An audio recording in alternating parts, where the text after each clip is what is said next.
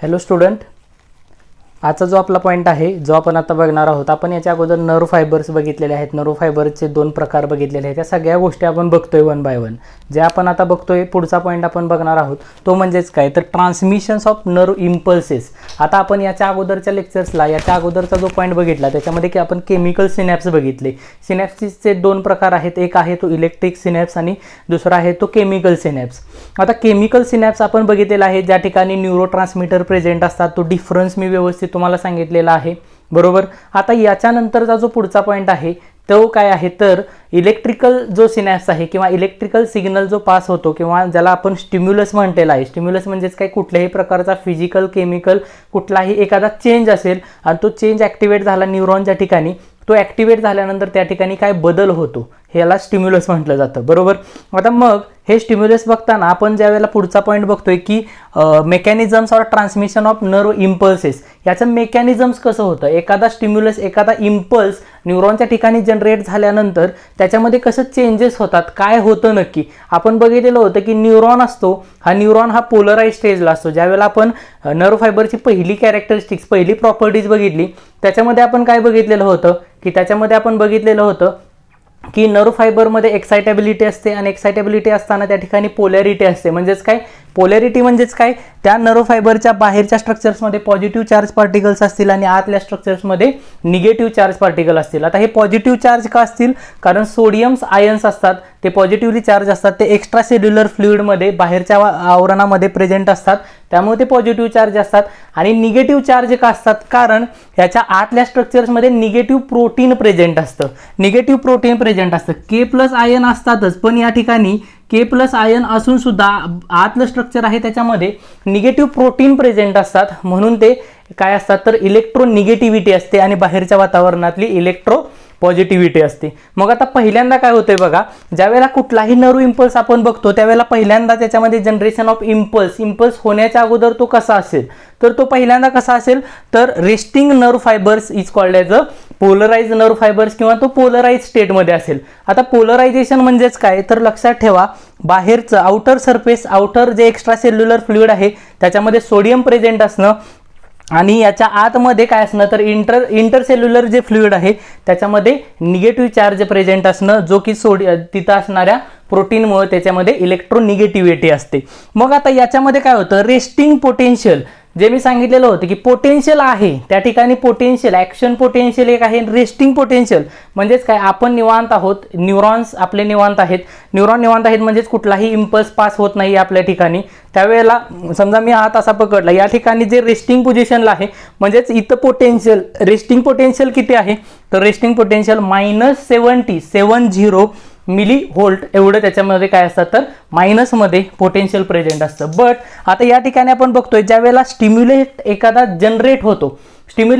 Generate होतो म्हणजेच काय, इम्पल्स पास केला जातो, कॅरी केला जातो, त्यावेळेला काय होतं तर स्टिम्युलेट जनरेट झाल्यावरती देन जे रेस्टिंग पोझिशन आहे, रेस्टिंग पोटेन्शियल आहे ते चेंज होतं. आणि ते चेंज किती न होतं तर चेंज होतं -70 मिली व्होल्ट टू -55 व्होल्ट. आता मिली व्होल्ट नंतर -55 मिली व्होल्टला चॅनेल ओपन्स होतात. आता याचा मिनिंग काय बघा, समजून घ्या व्यवस्थित. एक्स्ट्रा सेल्युलर फ्लुइड आहे त्याच्यामध्ये सोडियम आयन आहेत, याच्या आतमध्ये आहे ते निगेटिव्ह चार्ज पार्टिकल्स आहेत. निगेटिव्ह चार्ज इलेक्ट्रोनिगेटिव्हिटी का आहे, कारण त्या ठिकाणी इलेक्ट्रॉन जे निगेटिव्ह प्रोटीन प्रेझेंट आहेत. आणि इथं असणारे जे चॅनेल्स असतात, ओके, इथं असणारे जे पंप असतात त्याला सोडियम पोटॅशियम पंप म्हटलं जातं.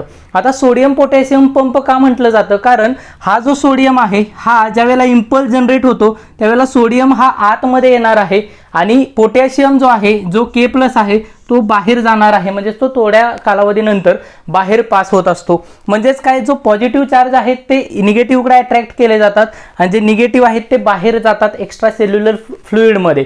मग आता या ठिकाणी जे एक्स्ट्रा सेल्युलर फ्लुइड आहे, ओके, एक्स्ट्रा सेल्युलर फ्लुइडमध्ये जे सोडियम आहेत ते आतमध्ये जातील आणि पॉझिटिव्ह चार्ज होतील. म्हणजेच काय, ज्या वेळेला एखादा इम्पल्स जनरेट होईल, इम्पल्स जनरेट झाला की हे पॉझिटिव्ह चार्ज आतमध्ये जाणार आहेत आणि निगेटिव्ह चार्ज आहेत ते बाहेर जाणार आहेत. म्हणजेच या ठिकाणी मी तुम्हाला दाखवलेलं आहे की या डायग्राम्समध्ये आपल्याला हे व्यवस्थित दिसतंय की इकडं असणारा जो सोडियम आयन आहे आणि या ठिकाणी ॲक्टिवेशन गेट आपण मी लिहिलेला आहे. ॲक्टिवेशन गेट म्हणजेच काय, ज्या वेळेला हे एक्स्ट्रा सेल्युलर फ्लुइड ज्या वेळेला एखादा इम्पल्स जनरेट होईल त्यावेळेला हा ॲक्टिवेशन गेट आहे हे ओपन केलं जाईल. हे ओपन होतं आणि हे ओपन झाल्यामुळे काय होतं, हा जो सोडियम आहे, हा सोडियम आहे पॉझिटिव्ह चार्ज तो निगेटिव्हकडे जातो आणि त्या ठिकाणी काय होत असतात तर पोलरायझेशन आहे त्याचं पोलरायझेशनचं कन्वर्ट डिपोलरायझेशनमध्ये होत असतं. पहिला पॉईंट आहे आपल्याला जो आपण बघतोय तो म्हणजेच काय, ट्रान्समिशन्स आणि नर्व इम्पल्सेस मधला पहिला पॉईंट आहे जनरेशन ऑफ इम्पल्सेस.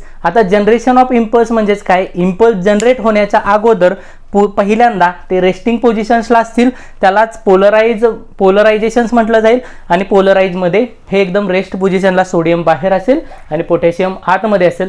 एवढं फक्त आपल्याला पहिल्या पॉईंटमध्ये माहीत पाहिजे. आणि मग रेस्टिंग पोटेन्शियल हे -70 -70 -70 मिली व्होल्ट आहे आणि ज्यावेळेला स्टिम्युलस जनरेट होईल त्यावेळेला ते -55 मिली व्होल्ट होईल आणि -55 मिली व्होल्ट झालं की हा ॲक्टिवेशन गेट ओपन होईल आणि हा सोडियम चार्ज पार्टिकल्स आहेत which is go inside at the intercellular fluid आणि मग पोलॅरिटी त्या ठिकाणी चेंज केली जाईल. हा पहिला पॉईंट बघा, व्यवस्थित समजलेला आहे तुम्हाला, एकदम सिंपल आहे, एकदम सिंपल वेने आपण बघतोय. मी ऑलरेडी लिहिलेला आहे बायोलॉजी सो सिंपल, हे सिंपल फॉर्मॅटमध्ये आपण हे बघतोय. हा पहिला पॉईंट आहे तो बघून ठेवा. याच्यानंतरचा दुसरा पॉईंट बघा, स्क्रीनशॉट मारा आणि ह्या नोट्स तुमच्या बुकमध्ये राईट डाऊन करा व्हिडिओ बघताना. जसं आपण पुढे जाऊ तसं तुम्हाला त्या नोट्स मिळतील. दुसरा पॉईंट आता बघूया आपण कोणता आहे तो.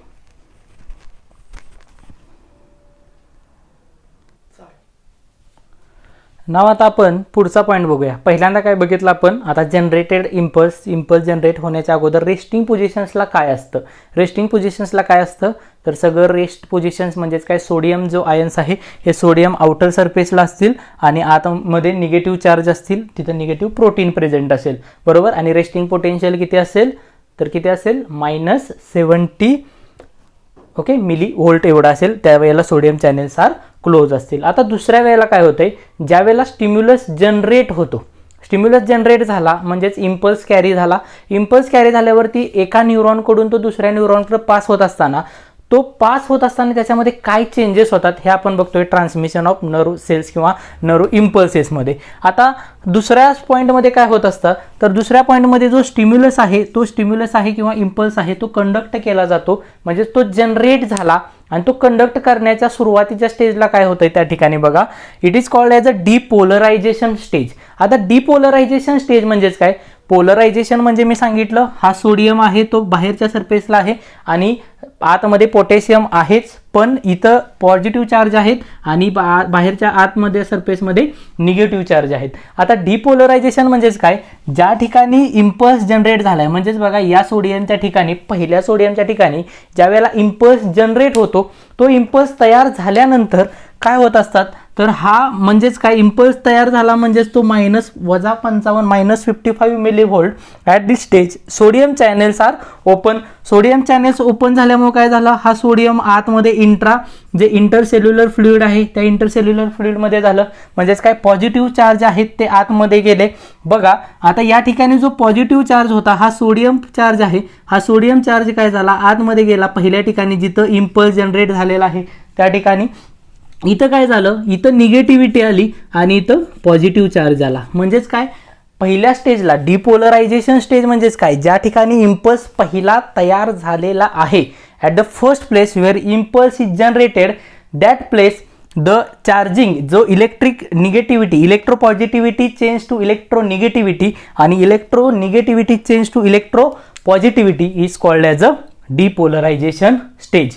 मग आपण ज्या वेळेला या ग्राफमध्ये बघतो त्यावेळेला ग्राफमध्ये बघा रेस्टिंग पोटेन्शियल हे -70ला काय होता तर तो रेस्ट पोझिशनला होता न्यूरॉन, पण ज्या वेळेला एखादा स्टिम्युलस जनरेट होतो, स्टिम्युलस जनरेट झाल्यानंतर तो काय झाला, आता तो अपवर्ड पोझिशनला गेला आहे आणि तो -55 पर्यंत गेलेला आहे. It is called as a depolarization stage. आता डिपोलरायझेशन स्टेज झाल्यानंतर तो जो इम्पल्स आहे ज्या ठिकाणी जनरेट झालेला आहे तो इम्पल्स हा एक जर न्यूरॉनचा भाग असेल तर तो या न्यूरॉनमधून कॅरी केला पाहिजे आणि तो नेक्स्ट न्यूरॉनकडे ट्रान्सफर झाला पाहिजे आणि मग हा ट्रान्सफर होताना याच्यामधला जो पॉझिटिव्ह चार्ज आहे, आता बघा हा पॉझिटिव्ह चार्ज आहे आणि या ठिकाणी आतमध्ये जो आहे तो निगेटिव्ह चार्ज किंवा हा इथं आपल्याला जो दिसतोय तो निगेटिव्ह चार्ज. आता काय होतं, हा पॉझिटिव्ह चार्ज जो आहे हा निगेटिव्ह चार्जकडे अट्रॅक्ट केला जातो. म्हणजेच बघा हे 100 इम्पल्स एका वेळी यावेळी येत नाहीत, एका वेळी एक इम्पल्स जनरेट होतो आणि हा इम्पल्स आहे हा पुढं पास केला जातो. म्हणजेच हा पॉझिटिव्ह चार्ज जो आहे हा पुढच्या स्टेजला जातो, हा या ठिकाणी निगेटिव्हकडं अट्रॅक्ट केला जाईल आणि तो काय होईल, हा निगेटिव्ह आहे तो पॉझिटिव्ह होईल आणि हा पॉझिटिव्ह जो होता तो परत निगेटिव्ह कसा होतोय ते पण आपल्याला पुढच्या पॉईंटमध्ये बघायचं आहे. इथं फक्त काय झालंय, इम्पल्स कॅरी झालेला आहे, त्यालाच डिपोलरायझेशन स्टेज म्हटलं जातं. या स्टेजला डिपोलरायझेशन म्हटलं जातं का, कारण हा पॉझिटिव्ह होता तो निगेटिव्ह झाला, निगेटिव्ह होता तो पॉझिटिव्ह झाला. आणि फक्त लक्षात ठेवा पहिल्या या स्टेजमध्ये सोडियम चॅनेल्स आहे ते सोडियम चॅनेल्स ओपन झाले आणि हा सोडियम आहे तो आतमध्ये इंटरसेल्युलर फ्लुइडमध्ये झाला. पोटॅशियमचा अजून काही संबंध नाही, फक्त सोडियम चॅनेल्स ओपन झालेला आहे. मी इथं लिहिलेलं आहे, ज्यावेळेला हा ग्राफ आपण बघतो त्यावेळेला -70 मिलीव्होल्ट, या -70 millivolt it is a sodium channels are close, त्यावेळेला सोडियम चॅनेल्स क्लोज होता ज्याला रेस्टिंग पोटेन्शियल म्हटलं जातं. -55 millivolt sodium channels are open, म्हणजेच -55 मिलीव्होल्टला सोडियम चॅनेल्स ओपन होईल. हा ओपन झाल्यानंतर सोडियम आतमध्ये आलेला आहे आणि नेक्स्ट +45ला म्हणजेच +45 पर्यंत ज्या वेळेला मिलीव्होल्ट पर्यंत ज्या वेळेला पोटेन्शियल जातं त्यावेळेला सोडियम चॅनेल्स परत क्लोज होतो. म्हणजेच हा सोडियम चॅनेल्स या ठिकाणी परत क्लोज होणार आहे. म्हणजेच काय, इम्पल्स तयार झाला आणि इम्पल्स या आतमध्ये गेलेला आहे. आता पुढच्या स्टेजमध्ये बघायचं आहे की तो इम्पल्स आहे तो कसा त्या ठिकाणी कंडक्ट केला जाईल. फक्त इथं एक पॉईंट लक्षात ठेवा, इथं कॉन्सन्ट्रेशन्स ग्रॅडियंट ही एक कन्सेप्ट येते. कॉन्सन्ट्रेशन्स ग्रॅडियंट म्हणजेच काय, from the higher concentrations to the lower concentration. म्हणजेच काय, जे हायर पॉझिटिव्ह चार्ज होतं ह्या पॉझिटिव्ह चार्ज करून निगेटिव्ह चार्जकडे ज्या वेळेला कॉन्सन्ट्रेशन्स पास होतं त्यावेळेला त्याला कॉन्सन्ट्रेशन्स ग्रॅडियंट म्हटलं जातं. या ठिकाणी कॉन्सन्ट्रेशन्स ग्रॅडियंट म्हटलेलं आहे आणि -70 millivolt change to the -55 sodium channels are open at this stage. Okay, sodium goes inside, sodium आतमध्ये आलेला आहे. एवढंच या ठिकाणी महत्त्वाचं आहे.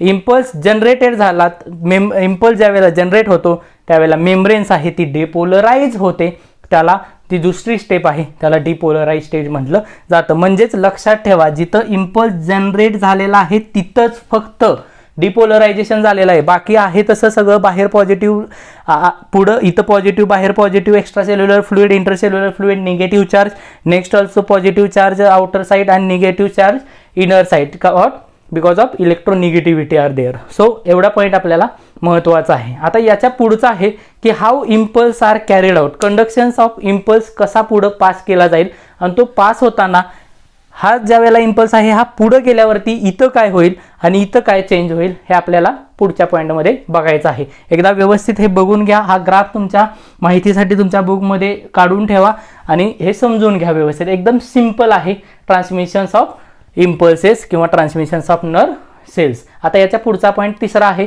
तो आपण लगेच आता बघूया.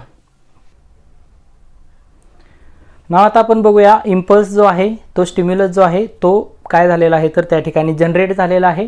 जनरेट कधी होतो तर -70ला तो रेस्टिंग पोटेन्शियलला होता, -55ला तो जनरेट झालेला आहे आणि तो स्टिम्युलस आता ग्राफ त्याचा वरती चाललेला आहे, बरोबर, ॲट द अपवर्ड स्टेज. आता नेक्स्टमध्ये काय होतं त्यातच दुसरा पॉईंट जो आपण बघतोय त्याच्यामध्येच इम्पल्स ज्यावेळेला कंडक्टेड केला जातो त्यालाच प्रोपोगेशन्स ऑफ इम्पल्सेस म्हटलं जातं.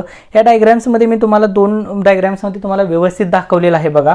ज्या वेळेला आता पहिल्या स्टेज नंतर ज्या वेळेला इम्पल्स पुढं जातो, इम्पल्स पुढं कॅरी केला जातो, हे कशामध्ये तर हे नॉन मायलिनेटेड शीटमध्ये होते. नॉन मायलिनेटेड न्यूरॉनमध्ये या प्रकारच्या स्टेज होतात. मायलिनेटेडमध्ये काय होतात, इम्पल्सेस पास केला जातो one node of Ranvier to another node of Ranvier, बरोबर. त्यालाच काय म्हटलं जातं तर त्याला सॉल्टेटरी कंडक्शन्स म्हटलं जातं, जे आपण ऑलरेडी त्याचे डेफिनेशन्स बघितलेले आहे. इथं आता हे समजून घेऊया, नंतर तो पुढचा पॉईंट बघूया. ह्या स्टेजला काय होतं, जो इम्पल्स कंडक्ट झालेला आहे, आता हा इम्पल्स काय झाला इथं पहिल्यांदा सुरुवातीला तयार झालेला होता, पण या ठिकाणी तयार झाल्यानंतर ह्या पहिल्या स्टेजला काय होतं, इथं निगेटिव्ह चार्ज आलेला होता आणि इथं पॉझिटिव्ह चार्ज आलेला होता पहिल्या स्टेजला. पण आता ज्या वेळेला इम्पल्स पुढं पास कसा होतो, तर हा पॉझिटिव्ह आहे बघा,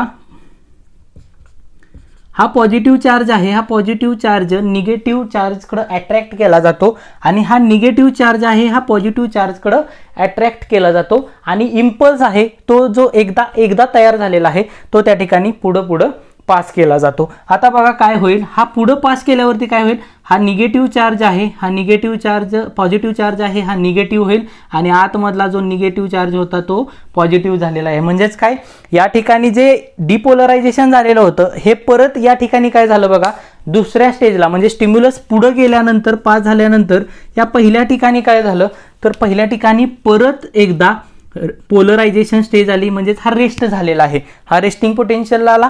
पण पुढचा आहे तो कशा झाला, ॲक्शन पोटेन्शियलला आला आणि ॲक्शन पोटेन्शियलला आल्यावरती काय झालं, हा इम्पल्स इथं डिपोलराइज झाला. बघा हा पोलराइज, हा डिपोलराइज, हा पोलराइज. पोलराइज म्हणजेच काय, positive charge outer side, negative charge inner side. Depolarise म्हणजेच काय, निगेटिव्ह चार्ज आउटर साइड आणि पॉझिटिव्ह चार्ज इनर साइड. हा पॉझिटिव्ह चार्ज कुठून आला, कारण सोडियम चॅनेल्स ओपन झालेला होता आणि सोडियम आयन्स आहे तो आतमध्ये इन्व्हर्ट झालेला होता, आतमध्ये त्यानं एंटर केलेला होता.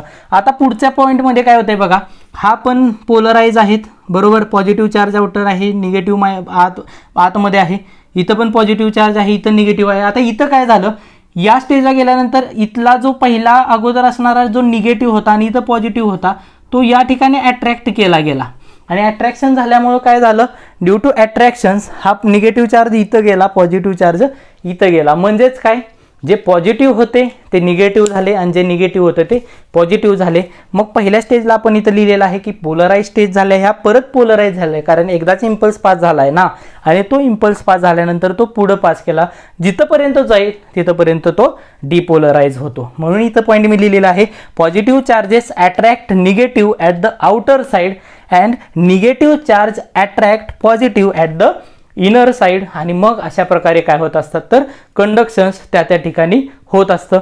बट लक्षात ठेवा, जर मी नॉन मायलिनेटेड सीड म्हणतोय तर नॉन मायलिनेटेड जो न्यूरॉन आहे किंवा नॉन मायलिनेटेड नर्व आहे त्याच्यामध्ये जे इम्पल्स पास केले जातात ते स्लोली मूव्ह होतात. स्लोली मूव्ह होण्याचं कारण आहे कारण त्याच्यामध्ये मायलिन सीट नाही आहे आणि मायलिन सीट नाही नसल्यामुळे कंडक्शन्स त्या प्रकारे जेवढं फास्ट व्हायला पाहिजे होतं तेवढं होत नाही. Because of that the slowly movement or slowly move in a directions so called as a conductions of impulses. So this is happen in the non myelinated सीटमध्ये अशा प्रकारे होतं. आता जर मायलिनेटेड सीट असेल तर कसं होईल ते आपण आता पुढच्या पॉईंटमध्ये लगेच बघूया. तोपर्यंत ही जी डायग्रॅम्स आहे ही डायग्रॅम्स तुमच्या वहीमध्ये काढून ठेवा. सिक्वेन्स वाईज त्याचा स्टडी करायचा आहे. सिक्वेन्स वाईज गेलं तर ते पॉईंट आपल्याला तो पार्टच होतो. माझं एकच आहे, बायोलॉजी तुमच्या पार्ट झालं पाहिजे, सिम्पल वेनी ते लक्षात राहिलं पाहिजे. अप टू लाईफ लॉंगपर्यंत हे बायोलॉजी तुमच्या लक्षात राहिलं पाहिजे. हे पॉईंट व्यवस्थित नोट डाऊन करून ठेवा. हे डायग्रॅम्स काढा, नोट्स तुम्हाला मिळतीलच. हा पॉईंट नोट डाऊन करून ठेवा. याच्या पुढचा पॉईंट आहे तो बघूया लगेच. याच्या अगोदरचं आपण बघितलेलं होतं की नॉन मायलिनेटेड सीड असेल तर काय होईल, तो स्लोली मूव्ह होईल. इम्पल्सेस ज्या ठिकाणी इम्पल्स जाईल त्या ठिकाणी काय होईल तर इलेक्ट्रो निगेटिव्हिटी होते तिथे इलेक्ट्रो पॉझिटिव्हिटी होईल. इलेक्ट्रो पॉझिटिव्ह होता तो इलेक्ट्रो निगेटिव्ह होईल. त्यालाच डिपोलरायझेशन असं म्हटलं जातं.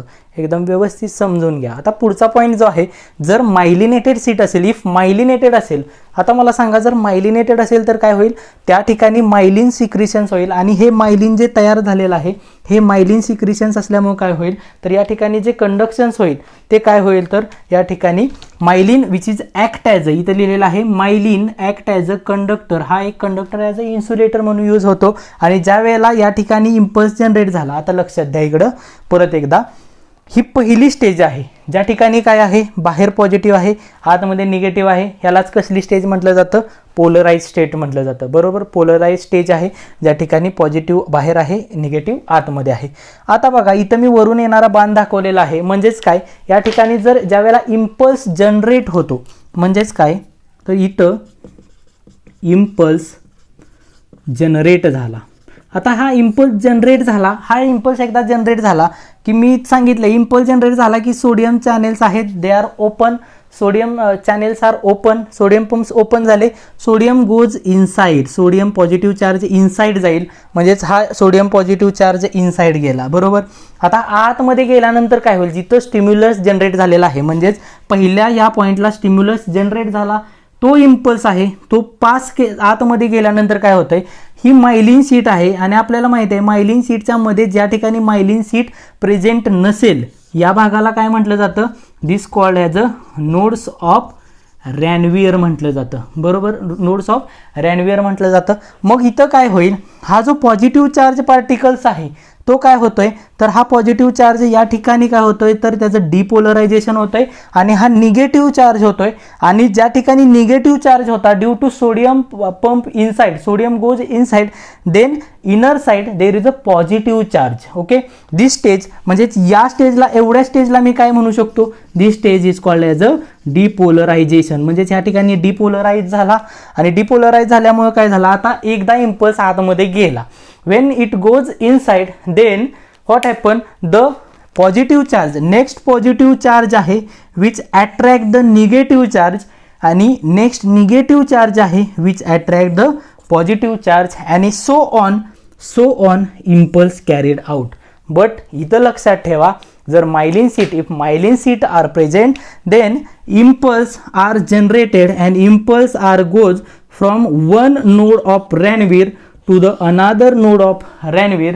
आणि मग या ठिकाणी हे नोड्स ऑफ रॅनवियरमुळे होत असताना which is more faster than the non myelinated seat, आणि हे खूप फास्ट शिफ्ट होत असतात आणि खूप फास्ट शिफ्ट झाल्यामुळं मग इथं परत एकदा मी डेफिनेशन सांगतो, if impulse generated and impulse goes from the one node of Ranvier to the another node of Ranvier is called as a saltatory conduction.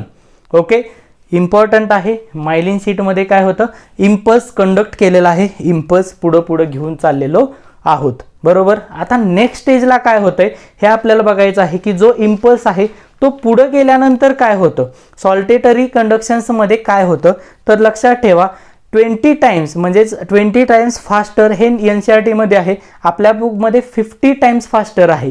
So हा डिफरन्स समजून घ्या. नीट लेवलला असेल तर तो 20 टाइम्स आहे, पण बोर्ड लेवलला CET लेवल असेल तर तो saltatory conduction it is a 20 time faster conductions than the non myelinated conductions, because myelin working as a insulator purpose, myelin which is act as a insulated purpose, also sodium and potassium pumps are present which require ATP. So because of that where nodes of Ranvier transmission is takes place, there is a ATP is required. So we know that ATP is required for this purpose. But लक्षात ठेवा, आपण chemical synapse आणि electric synapse सुद्धा बघितलेला आहे. At the stage of chemical synapse there is a more mitochondria required, because more mitochondria, so more energy, more ATP is there, because there is a neurotransmitter, seminal vesicles are present, and at that neurotransmitter present molecules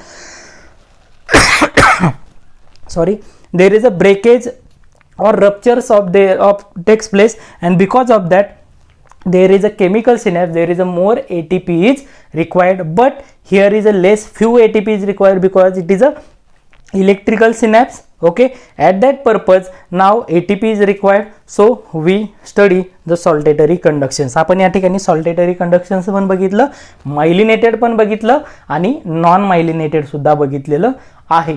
आता मी बघा या ठिकाणी जे मी सांगितलेलं आहे की जो positive charge होता तो निगेटिव्ह झाला आणि निगेटिव्ह होता तो पॉझिटिव्ह झाला. म्हणजे इथं समजून घ्या बघा एकदम सोप्या भाषेत, जे पॉझिटिव्ह बघा पहिल्यांदा ही स्टेज आहे जी पोलराइज स्टेज आहे.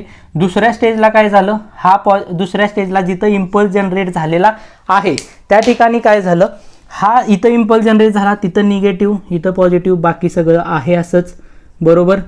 इम्पल्स पुढं गेला, हे नोड्स ऑफ रॅनवियर मी पुसतोय. तिसऱ्या ठिकाणी काय झाला, आता हा इम्पल्स हा ज्या वेळेला पुढच्या स्टेजला गेला, म्हणजेच हा 1 नंबर हा 2 नंबर, आता तिसऱ्या स्टेजला काय होईल, हा इम्पल्स पुढं जाईल.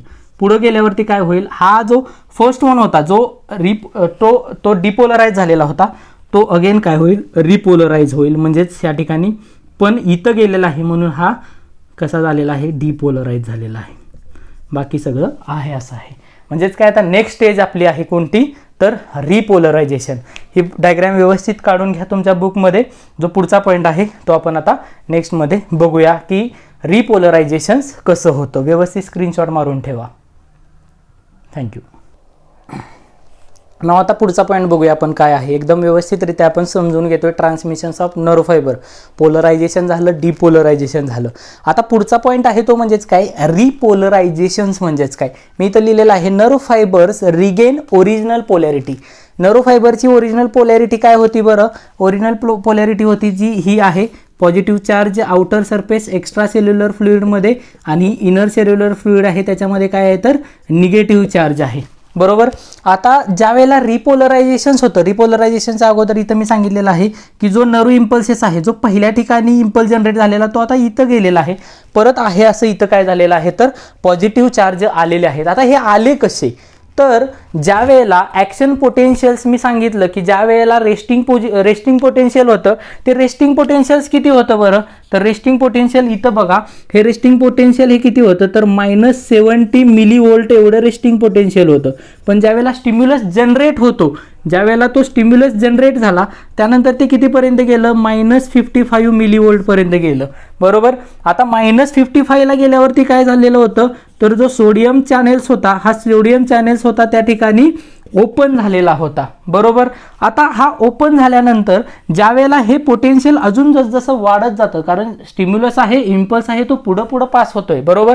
तो पास होत असताना हा 0 पासून ज्या वेळेला +45 कडे जात असतो आणि तो ज्या वेळेला +45 मिलीव्होल्ट पर्यंत पोहोचतो त्यावेळेला काय होत असतं this potential is called as a action potential. आणि मग ह्या ॲक्शन पोटेन्शियलला काय होतं तर रिपोलरायझेशन होतं. रिपोलरायझेशन म्हणजेच काय जे इथं मी सांगितलेलं आहे action potential +45 millivolt at that time sodium channels are close. म्हणजेच बघा आपण इथं बघितलेलं होतं की पहिल्या डायग्राम्समध्ये जे सोडियम चॅनेल्स या ठिकाणी होते हे सोडियम चॅनेल्स इथं ॲक्टिवेशन स्टेजला होता, हा पहिल्यांदा ओपन झालेला होता, आता हा क्लोज झाला.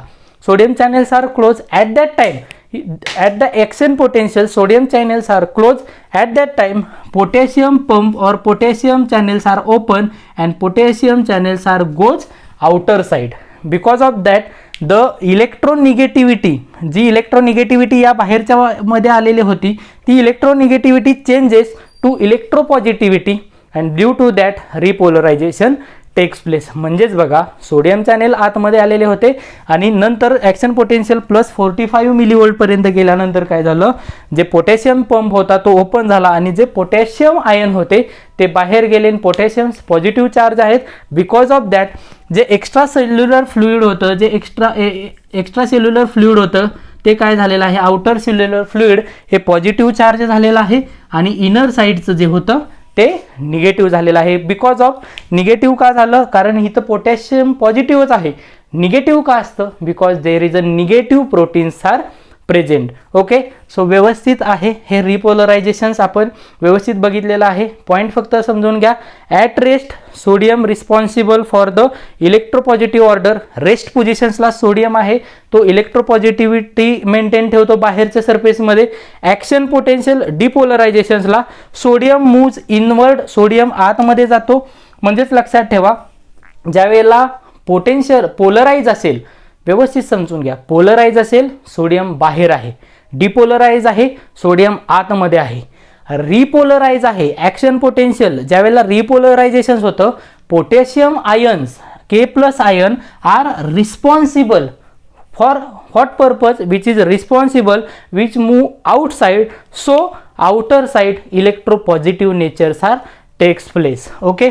सो हा पॉईंट आहे. आता रिपोलरायझेशन झालेलं आहे. आता रिपोलरायझेशनची जी पुढची स्टेप्स आहे ज्याला रेफ्रॅक्टरी पिरियड म्हटलं जातं ते आपण याच्यानंतर बघूया. ही डायग्राम्स जी आहे ही जी इमेज आहे हा स्क्रीनशॉट मारून ठेवा. व्यवस्थित समजून घ्या. पुढचा पॉईंट आपण लगेच बघूया तो म्हणजेच काय रेफ्रॅक्टरी पिरियड्स मीन्स व्हॉट. ओके. नाव आता आपण पुढचा सिक्वेन्स बघतोय. यामध्ये आता रिपोलरायझेशन नंतर काय झालेलं आहे तर रेफ्रॅक्टरी पिरियड आहे. आता रेफ्रॅक्टरी पिरियड्स म्हणजे समजून घ्या काय होतंय. आपण पहिल्यांदा बघितलं की पोलराइजमध्ये काय झालेलं होतं तर सोडियम आयन आहेत ते सोडियम आयन्स आउटरला आहेत, त्यामुळे पॉझिटिव्हिटी आउटर साईडला आहे, इलेक्ट्रोपॉझिटिव्हिटी आउटर साईडला आहे, इलेक्ट्रोनिगेटिव्हिटी इनर साईडला आहे ड्यू टू इलेक्ट्रोनिगेटिव्ह प्रोटीन प्रेझेंट. त्या पोलराइजचं सिक्वेन्स बघा. पोलराइजचं नंतर स्टिम्युलस जनरेट झाल्यानंतर ते कसं झालं डिपोलरायझेशन झालं. डिपोलरायझेशन झालं त्यावेळेला काय झालं सोडियम आयन्स होते, सोडियम चॅनेल्स ओपन झाल्यामुळे सोडियम पंप्स ओपन झाल्यामुळे सोडियम आयन इनर साईडला गेले. बरोबर. Next stage after that depolarization repolarization takes place. Repolarizations at this stage K plus ions हे जे होते K plus ions goes outer side and because of K plus ions outer side electropositivity takes place. म्हणजेच काय outer side परत काय झालेलं आहे तर इलेक्ट्रोपॉझिटिव्ह झालेलं आहे, जे या डायग्राम्समध्ये मी इथं दाखवलेलं आहे की के प्लस आउट साईडला गेलेले आहेत. त्यामुळं आता रेफ्रॅक्टरी पिरियड्समध्ये काय होतंय तर या ठिकाणी 1 ATP यूज केला जातो आतमध्ये इनर मेम्ब्रेनमध्ये आणि ड्यू टू रेफ्रॅक्टरी पिरियड्समुळे काय होतं ॲट दिस स्टेज जे पोटॅशियम बाहेर गेलेले होते the potash which go outside because of electropositivity maintained because of repolarization, ते पोटॅश जे बाहेर गेलेले होते ते जे पोटॅश आहेत ते काय झालेले आहेत आतमध्ये परत अगेन इनवर्ड झालेले आहेत आणि जे सोडियम चॅनेल्स जो होता किंवा सोडियम जो आतमध्ये गेलेले होते सोडियम आयन्स होते ते काय झालेले आहेत बाहेर आलेले आहेत. So originally electropositivity due to sodium channels sodium ions but afterwards potassium आयन्समुळे रिपोलरायझेशन झाल्यामुळे इलेक्ट्रोपॉझिटिव्हिटी मेंटेन झाली. सो हा जो पंप आहे which pumps is required 1 ATP required what purpose 3 sodium ions goes outer side. ह्या 1 ATP मोलिक्युल्समुळे काय होते जे सोडियम आयन्स आतमध्ये आलेले होते त्यातले 3 सोडियम आयन्स आउटर साईडला जातात.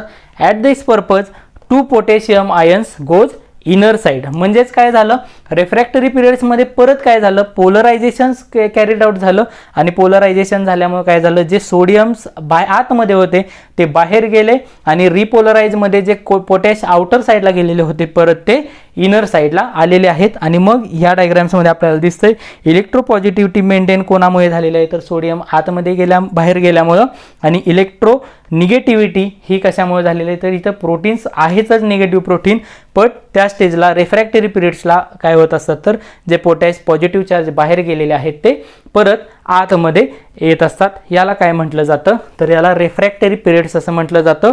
नाव यामुळे काय झालं again membranes can be stimulated. या ठिकाणी परत मेम्ब्रेन्स आहे तसं तयार झालेलं आहे. So this process is called as a refractory periods असं याला म्हटलं जातं. नाव आता आपण परत एकदा रिकॅप बघूया काय आहे.